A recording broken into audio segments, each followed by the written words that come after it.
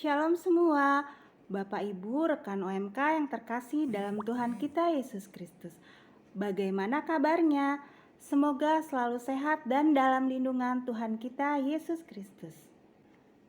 Renungan kita hari ini diambil dari Injil Yohanes bab 15 ayat 12 sampai dengan 17.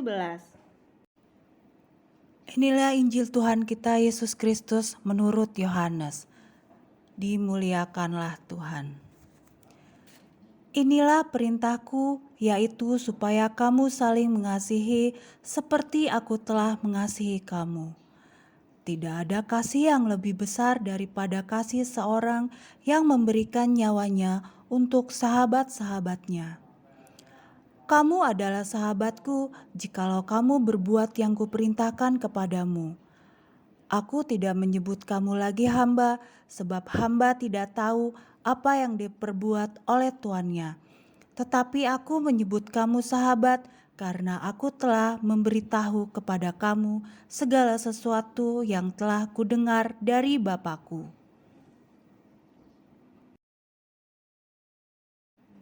Bukan kamu yang memilih aku, tetapi akulah yang memilih kamu. Dan aku telah menetapkan kamu supaya kamu pergi dan menghasilkan buah, dan buahmu itu tetap. Supaya apa yang kamu minta kepada Bapa dalam namaku, diberikannya kepadamu. Inilah perintahku kepadamu. Kasihilah seorang akan yang lain. Demikianlah Injil Tuhan kita Yesus Kristus. Bapak Ibu rekan OMK yang terkasih dalam Tuhan kita Yesus Kristus. Bacaan hari ini adalah bertema tentang kasih. Kita sebagai murid Kristus diutus oleh Bapa kita sendiri untuk saling mengasihi. Seperti yang tercantum dalam Injil Yohanes bab 15 ayat 12 yang kita baca tadi.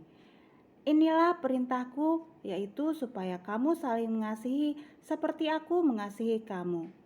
Mengapa kita harus saling mengasihi? Kita harus saling mengasihi karena Allah telah terlebih dahulu mengasihi kita. Allah itu adalah kasih. Karena kasih juga Allah telah memberikan secara total apa yang dimilikinya, bahkan memberikan nyawanya sekalipun kepada kita. Tidak ada kasih yang lebih besar daripada kasih seorang yang memberikan nyawanya untuk sahabat-sahabatnya.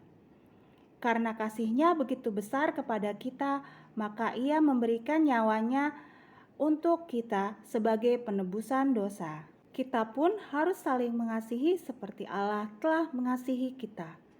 Allah ingin kita mengalami kasih yang sempurna yang dimiliki oleh Allah.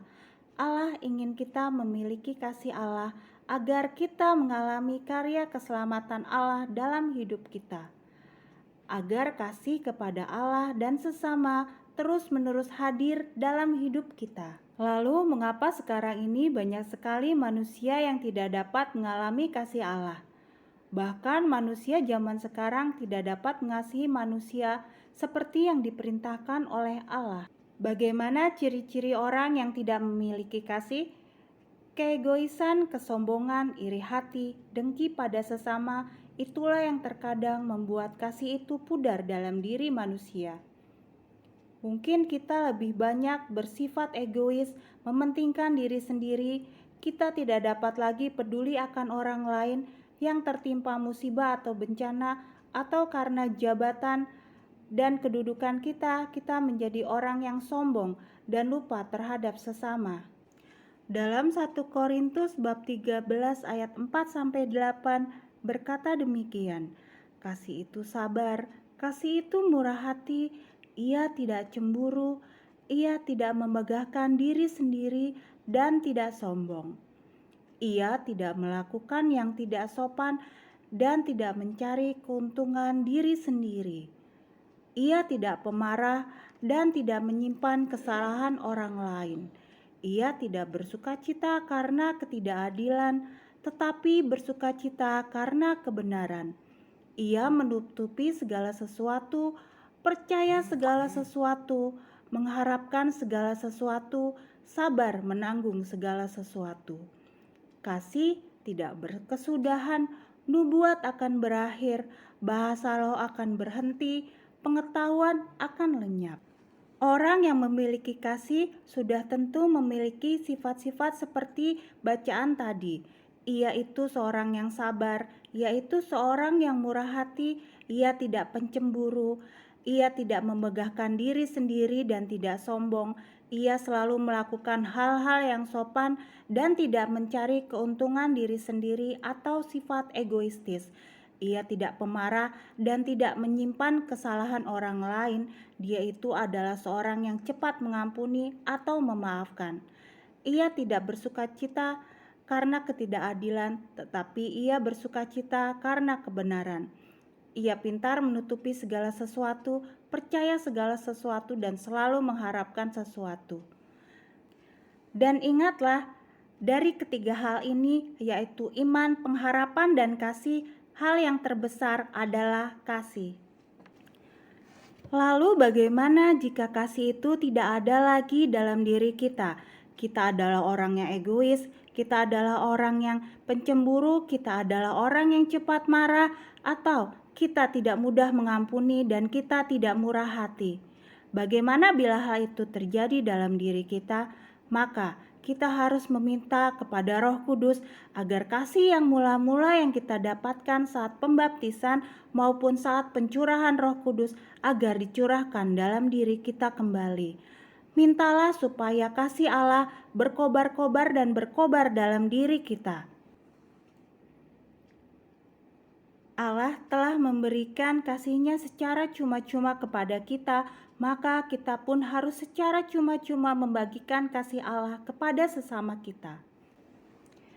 Jika ada penghalang dalam hal kita mengasihi, apalagi jika penghalang itu membuat kita jatuh ke dalam dosa, seperti dosa keegoisan yang hanya ingin memikirkan diri kita sendiri, maka mintalah kekuatan Roh Kudus supaya kita mengalami kasih Allah dan kita dapat mengasihi sesama, juga membuang segala penghalang dan dosa rintangan dalam hal mengasihi. Semoga kita semakin berbuah, kita semakin sabar, semakin murah hati, kita tidak pencemburu, cepat memaafkan orang lain dan juga mengampuni kesalahan orang lain dan tidak menyimpan kesalahan orang lain. Kita selalu mencari kebenaran dan juga kita semakin mengasihi Allah, juga membagikan kasih Allah itu kepada sesama manusia. Dengan begitu, kita akan semakin melekat erat pada pokok anggur dan juga semakin berbuah lebat. Dengan kasih, kita dapat menjadi kesaksian bagi sesama kita bahwa kita adalah pengikut Kristus. Demikian renungan kita hari ini. Semoga kita semakin mengasihi Allah dan juga mengasihi sesama kita manusia. Terima kasih dan Tuhan memberkati. Shalom semuanya.